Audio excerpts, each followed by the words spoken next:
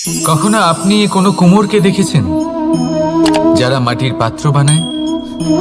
প্রথমে সে ভিজে মাটি মাখে, তারপর তাকে গড়ে, তারপর তাকে চাকায় দিয়ে সঠিক আকার দেয়।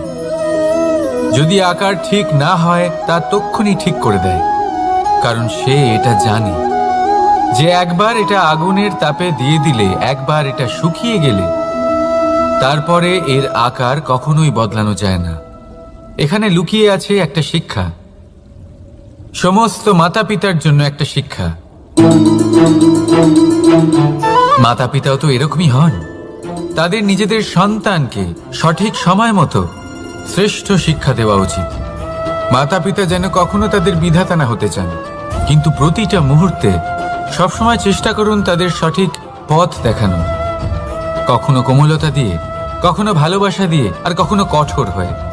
তার জীবনকে, তার ব্যক্তিত্বকে আকার দেওয়ার চেষ্টা করুন, কারণ যেমন মাটি একবার শুকিয়ে গেলে তারপর সেই পাত্রের আকার বদলানো যায় না, ঠিক সেইভাবেই আয়ুর বৃদ্ধির সাথে সন্তানের শিক্ষা কখনোই বদলানো যায় না।